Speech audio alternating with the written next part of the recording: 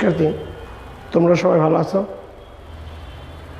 আমি তোমাদের আমন্ত্রণ জানাচ্ছি ন্যাশনাল কলেজ আয়োজিত অনলাইন ক্লাসে।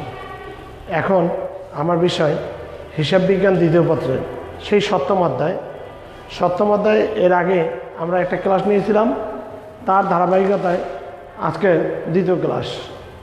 সেই প্রথম ক্লাসে আমরা তোমাদের কিছু জ্ঞানমূলক প্রশ্ন দেখিয়েছিলাম। সেখানে বলেছিলাম বিক্রয় এককের সূত্র কী ছিল মনে আছে? প্রারম্ভিক এককের সাথে উৎপাদন একক যোগ আর সমাপনী একক বাদ। প্রিয় শিক্ষার্থী, তোমাদের যদি শুনতে সমস্যা হয় তোমরা অবশ্যই কমেন্ট বক্সে লিখবে, এবং দেখতে যদি কোনো সমস্যা হয় তাহলে কমেন্ট বক্সে লিখবে। তাহলে আমরা কি পেলাম যে আমরা গত ক্লাসে দেখেছিলাম বিক্রয় একক। সেই বিক্রয় এককের সূত্র কী বলেছিলাম? যে প্রারম্ভিক এককের সাথে উৎপাদন একক যোগ আর সমাপনী একক কি বাদ। এরপর কী ছিল? উৎপাদন এককের সূত্র কী ছিল মনে আছে? বিক্রয় একক যোগ সমাপনী একক মাইনাস প্রারম্ভিক একক। এরপর ছিল কি? সমাপনী একক। কী ছিল? সমাপনী একক। জান্নাতুল ক্লাসে অংশগ্রহণ করছে, একটু রোলটা লিখে দাও। আপনি রোলটা লিখে দাও, যারা ক্লাসে অংশগ্রহণ করছে রোলটা লিখে দেয় প্লিজ। সমাপনী একক প্রারম্ভিক এককের সাথে উৎপাদন একক যোগ বিক্রয় একক বাদ। আরটা ছিল কি? প্রারম্ভিক একক বিক্রয় এককের সাথে সমাপনী একক যোগ উৎপাদন একক বাদ। এগুলো তোমাদের দেখিয়েছিলাম, এবং তোমাদের আরও কিছু জিনিস দেখিয়েছিলাম যে সমাপনী এককের সমাপনী মজুত পণ্যের মূল্য গুড। জান্নাতুল লিখেছিল আসসালাম আলাইকুম, ওয়ালাইকুম আসসালাম মা। ঠিক আছে, রোলটা লিখে দেবে প্লিজ। উৎপাদন ব্যয় বাই উৎপাদন একক গুণ সমাপনী একক। যাই হোক, আমরা উৎপাদন ব্যয় বিবরণী যখন করব তার একটা ছক আছে, নমুনা ছক। সেই নমুনা ছকটা অনুযায়ী আমরা যদি ছকটা একটু ভালো করে পড়ে নেই তাহলে আমাদের অঙ্ক করতে সুবিধা হবে। এখানে দেখো, উপরে হলো প্রতিষ্ঠানের নাম, ড্যাশ ড্যাশ সালের ড্যাশ ড্যাশ তারিখের জন্য গুড 428 রোল, এবং আরও দেখা যাচ্ছে 413 রোল অংশগ্রহণ করছো। থ্যাংক ইউ বাবা, থ্যাংক ইউ, তোমাদের অসংখ্য ধন্যবাদ মা। দেখো, তাহলে আমরা কি করলাম? প্রথম লাগলাম প্রতিষ্ঠানের নাম, ড্যাশ ড্যাশ সালের ড্যাশ ড্যাশ তারিখের জন্য। তোমরা তোমাদের পাঠ্য বই, আমরা যে কলেজে যে বইটা পড়াই সেটা 7 কয়ের 10 পৃষ্ঠায় এটা পাবে। 7 কয়ের 10 পৃষ্ঠায় এই ছকটা তোমাদের দেওয়া আছে। তারপরও আমি একটু ছকটি লিখে তোমাদেরকে বুঝিয়ে দিব, এরপরে তোমরা ছকটা অবশ্যই পড়বে। আর উৎপাদন ব্যয় বিবরণীর অঙ্ক অনেক সহজ, কারণ তোমরা এর আগে 10ম শ্রেণীতে এই অঙ্কগুলো করেছো, বা এর আগে ক্লাসেও আমরা এই ছকটা দেখিয়েছিলাম। তাহলে সেই ছক অনুযায়ী আমাদের যেটা বলতে হবে, প্রতিষ্ঠানের নাম ড্যাশ ড্যাশ সালের ড্যাশ ড্যাশ তারিখের জন্য, মানে সপ্তাহ বছরের জন্য সর্বপ্রথম কী লিখতে হবে মনে আছে তোমাদের? কাঁচামালের প্রারম্ভিক মজুদ, কাঁচামালের তোমরা একটু তুলে নিবে, যারা অংশগ্রহণ করেছো তারা একটু তুলে নাও প্লিজ। কাঁচামালের প্রারম্ভিক মজুদ,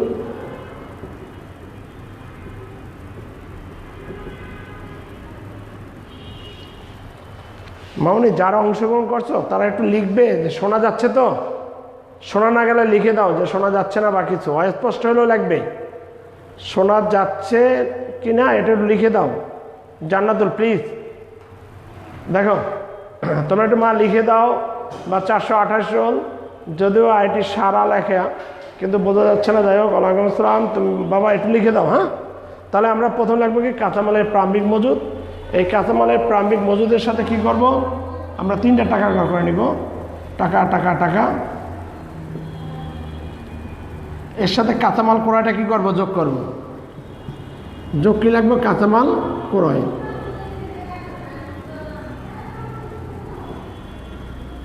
কাঁচামালের প্রারম্ভিক মজুদের সাথে কি করব? কাঁচামাল ক্রয় কি করব? যোগ করব। ক্রয় পরিবহন যোগ করব, সমাপনী কাঁচামাল ক্রয় ফেরত বাদ দেব, মাইনাস ক্রয় পরিবহন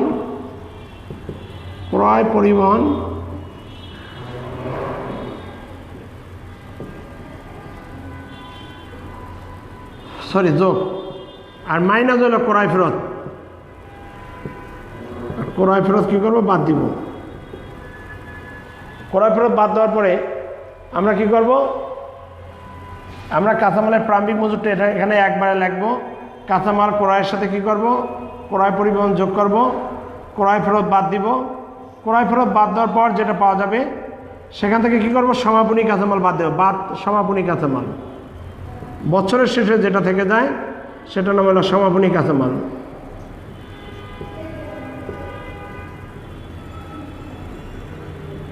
সমাপনী কাঁচামাল বাদ দেওয়ার পরে যেটা পাওয়া যাবে সেটা লিখব।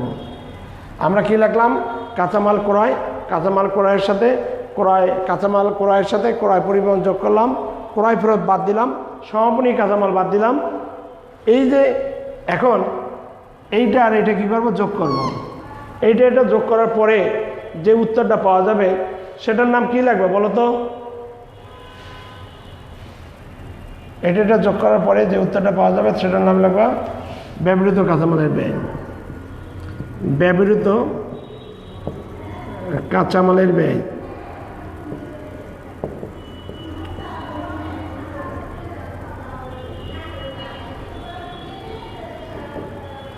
এটা নিজে ইচ্ছা করলে তুমি একটা দাগ দিয়ে দিতে পারো, ব্যবহৃত কাঁচামালের ব্যয় বা ব্যবহৃত কাঁচামাল, বা ব্যবহৃত কাঁচামাল লেখলো হয়, বা ব্যবহৃত কাঁচামালের ব্যয়। জি স্যার, শোনা যাচ্ছে জান্নাতুল। জি স্যার, বুঝতে পারছি, থ্যাংক ইউ মা। তাহলে আমরা কি লিখলাম মামনি? প্রথম লিখছি কাঁচামালের প্রারম্ভিক মজুদের সাথে কাঁচামাল ক্রয় কী করেছি, যোগ করেছি।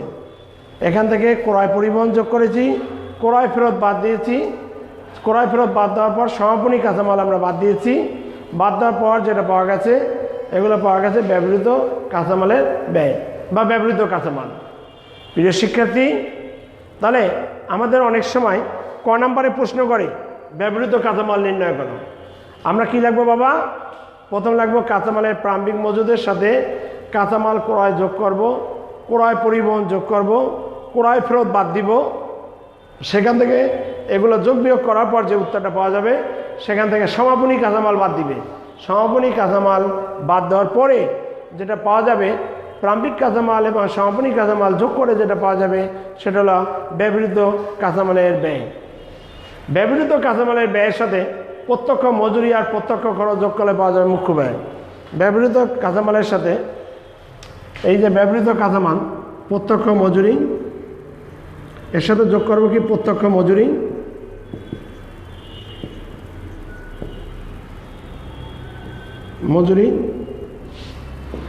অন্যান্য প্রত্যক্ষ খরচ, অন্যান্য প্রত্যক্ষ খরচ, এই দুটো যোগ করে যে একটা উত্তর পাওয়া যাবে কি মুখ্য ব্যয়।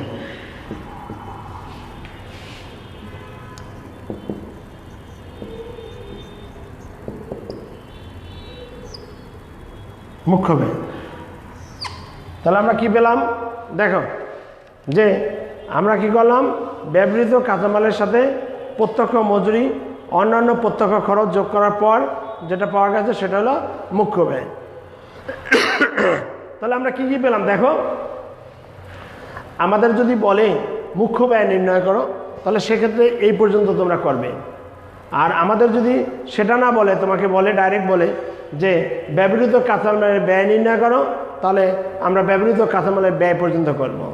তাহলে আমাদের যতটুকু পর্যন্ত চাবে ততটুকু পর্যন্ত কিন্তু করতে হবে।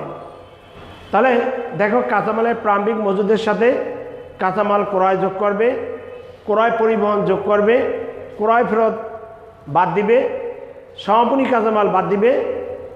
এটা বাদ দেওয়ার পর যে উত্তরটা পাওয়া যাবে সেটা হলো ব্যবহৃত কাঁচামালের ব্যয়, মানে বা ব্যবহারযোগ্য কাঁচামালের ব্যয়। এই ব্যয়টা যতটুকু সে ব্যবহার করবে ততটুকু ব্যয় হলো যে ব্যবহৃত কাঁচামালের ব্যয়। এর সাথে কি করবে তুমি, প্রত্যক্ষ মজুরি আর অন্যান্য প্রত্যক্ষ খরচ যোগ করবে, পাওয়া যাবে কি মুখ্য ব্যয়। এই মুখ্য ব্যয়ের সাথে কি করবে, যে কারখানার উপরি ব্যয় যোগ করবে। মুখ্য ব্যয়ের সাথে কি করবে, কারখানার উপরি ব্যয় যোগ করবে। তাহলে আমার যেহেতু বোর্ড ছোট, তো মানে যা বোর্ড বড়, কিন্তু দেখতে গিয়ে সমস্যা হবে, নইলে তোমাদের একটু মুছে নিচ্ছি।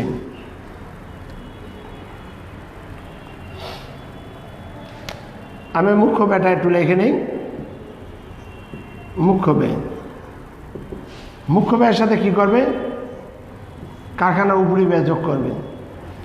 যোগ হলো কারখানা উপরি ব্যয়, কারখানা উপরিব্যয়, মুখ্য ব্যয়ের সাথে কারখানার উপরিব্যয় যোগ করলে পাওয়া যাবে কি যে উৎপাদন ব্যয়, পাওয়া যাবে কি মোট উৎপাদন ব্যয়। মোট উৎপাদন ব্যয় যে উত্তরটা পাওয়া যাবে এখানে সেটা হলো মোট উৎপাদন ব্যয়, মোট উৎপাদন ব্যয়। তাহলে প্রিয় শিক্ষার্থী, আমরা মুখ্য ব্যয়ের সাথে কী করব, কারখানার উপরিব্যয় যোগ করব। মুখ্য ব্যয়ের সাথে কারখানার উপরিব্যয় যোগ করব, পাওয়া যাবে কি মোট উৎপাদন ব্যয়। কোনো সমস্যা আছে? তাহলে আমরা এই পর্যন্ত যতটুকু দেখেছি, তাহলে সেক্ষেত্রে প্রথম কি লিখেছিলাম যে কাঁচামালের প্রারম্ভিক মজুদ যোগ কাঁচামাল ক্রয় যোগ ক্রয় পরিবহন মাইনাস ক্রয় ফ্রত মাইনাস সমাপনী কাঁচামাল, পাওয়া গেছে ব্যবহৃত কাঁচামালের ব্যয়। সেই ব্যবহৃত কাঁচামালের ব্যয়ের সাথে প্রত্যক্ষ মজুরি আর অন্যান্য যত প্রত্যক্ষ খরচ আছে সবগুলো যোগ করবে। যোগ করার পর যেটা পাওয়া যাবে সেটার নাম কি মুখ্য ব্যয়। মুখ্য ব্যয়ের সাথে কি করবে, কারখানার উপরিব্যয় যোগ করবে। মুখ্য ব্যয়ের সাথে কি করবে, কারখানার উপরিব্যয় যোগ করবে, পাওয়া যাবে কি মোট উৎপাদন ব্যয়। মোট উৎপাদন ব্যয়, মোট উৎপাদন ব্যয়ের সাথে চলতি কার্যে প্রারম্ভিক মজুদ যোগ করবে, চলতি কার্যে সমাপনী মজুদ বাদ দেবে, ব্যবহার অযোগ্য মালের বিক্রয় মূল্য বাদ দেবে, পাওয়া যাবে কি উৎপাদন ব্যয় যোগ চলতি কার্যে প্রারম্ভিক মজুদ। মোট উৎপাদন ব্যয়ের সাথে যোগ চলতি কার্যের, মানে যে কাজটা চলতেছে তার প্রারম্ভিক মজুদ, চলতি কার্যের প্রারম্ভিক মজুদ, চলতি কার্যের প্রারম্ভিক মজুদ।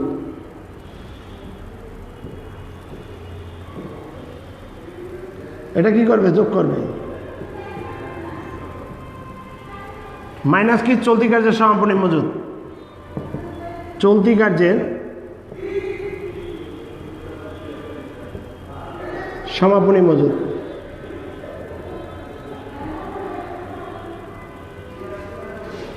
সমাপনী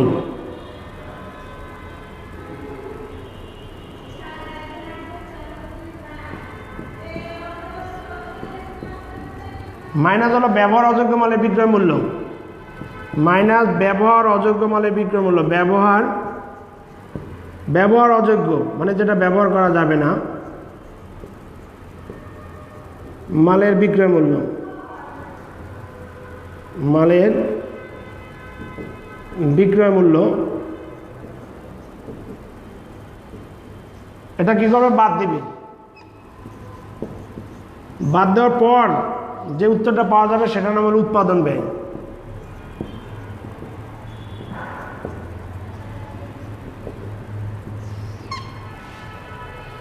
কি করলাম দেখো একটু প্লিজ, দেখা যাচ্ছে তো না?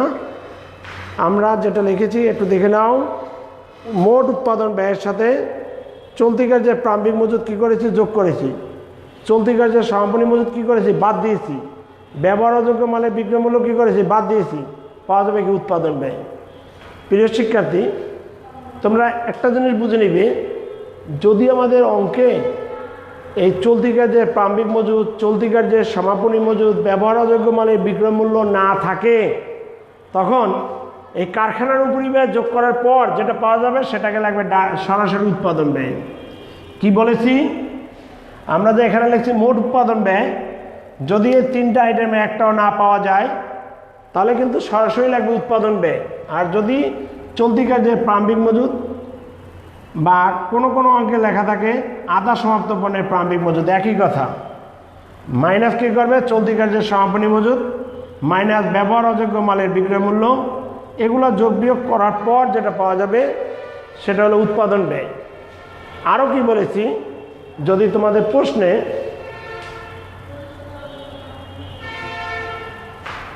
আচ্ছা এখানে আমাকে জান্নাতুল লিখেছে, স্যার কলেজে আপনি অঙ্ক করিয়েছিলেন, গুড, থ্যাংক ইউ মা, থ্যাংক ইউ। তবুও মা দেখে নাও, যেহেতু আমরা এই চ্যাপ্টারটাই আমাদের শেষ চ্যাপ্টার, তবুও দেখে নাও। এই চ্যাপ্টারটার পর আমরা আমাদের ফার্স্ট পেপারে চলে যাব।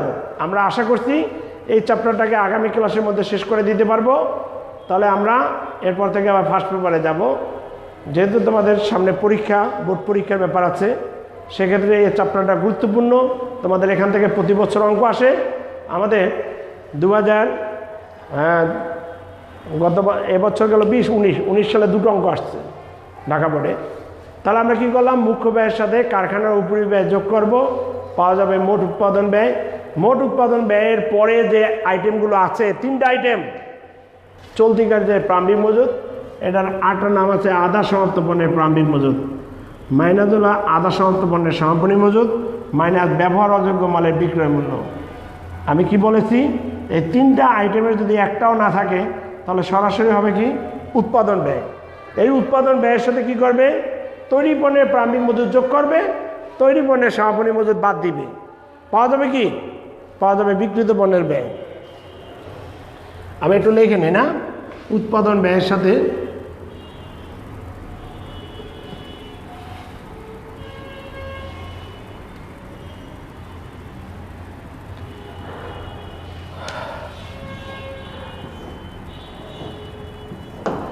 উৎপাদন ব্যয়,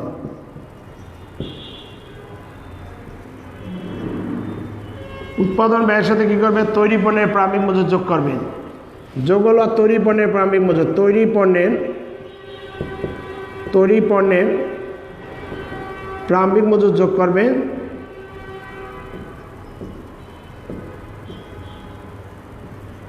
এটা যোগ করবে না, মাইনাস কি তৈরি পণ্যের ব্যবহার মানে কি তৈরি পণ্যের সমাপনী মজুদ বাদ দিবে, তৈরি পণ্যের সমাপনী মজুদ বাদ দিবে,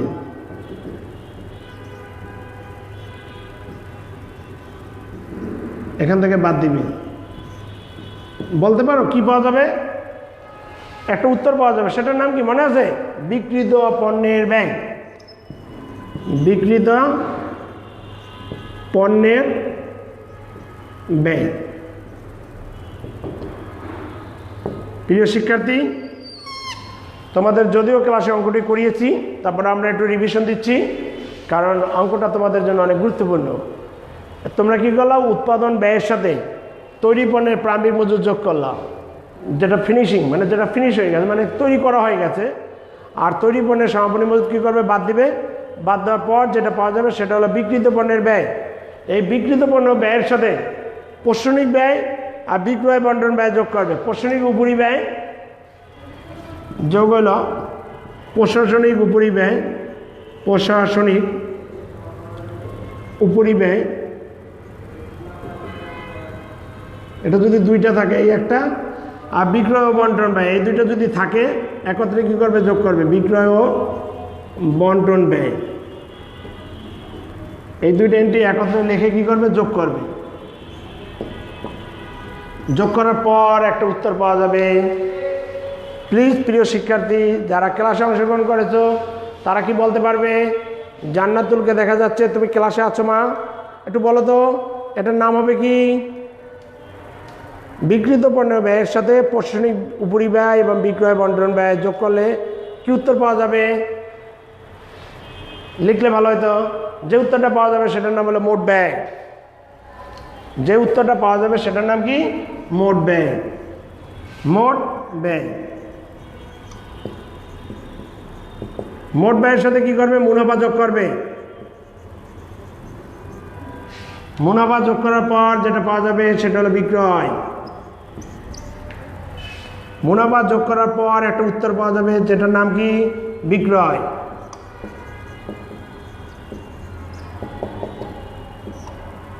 শেষ। মোট ব্যয়ের সাথে মুনাফা যোগ করার পর পাওয়া যাবে কি? বিক্রয়। তাহলে আমরা কি দেখাইলাম? যে বিক্রিত পণ্য ব্যয়ের সাথে প্রশাসনিক ব্যয়, বিক্রয় বন্টন ব্যয় যোগ করার পরে যেটা পাওয়া গেছে সেটা হলো মোট ব্যয়। মোট ব্যয়ের সাথে মুনাফা যোগ করার পর পাওয়া গেছে বিক্রয়। প্রিয় শিক্ষার্থী, এই ছকটি মানে বইয়ের 7-এর কয়ের 10 পৃষ্ঠার যে উৎপাদন ব্যয় ছক, বা আমরা ক্লাসে এই ছকটিকে তোমাদের পড়িয়ে দিয়েছিলাম, দেখিয়ে দিয়েছিলাম মোট ব্যয়। যদিও জান্নাতুল লিখেছে, কিন্তু মা একটু দ্রুত লিখতে হবে। তুমি তো যখন ফার্স্ট পেপারে ক্লাস হয় খুব দ্রুত লেখো, সেকেন্ড পেপারে আমরা চেষ্টা করবো একটু দ্রুত লিখতে। তোমাকে অসংখ্য ধন্যবাদ মা, কারণ তুমি ক্লাসটা শুরু থেকে শেষ পর্যন্ত ছিলে। যারা ক্লাসে অংশগ্রহণ করো তারা অবশ্যই বুঝতে পারবে অঙ্কগুলো, কারণ এই ছকের উপরে ভিত্তি করেই কিন্তু আমরা অঙ্ক করাবো।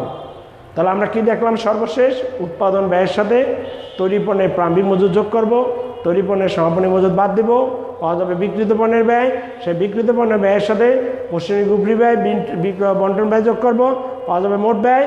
মোট ব্যয়ের সাথে মুনাফা যোগ করলে পাওয়া যাবে বিক্রয় আয়। তাহলে আমরা বাসায় কি করব, এই ছকটিকে প্র্যাকটিস করব এবং বাসায় প্রত্যেকে না দেখে দেখে এটা লিখবো, তাহলেই কিন্তু এই চ্যাপ্টারের অঙ্কগুলো বোঝা যাবে। আজকে এখানেই আমি আমার ক্লাস শেষ করে দিব।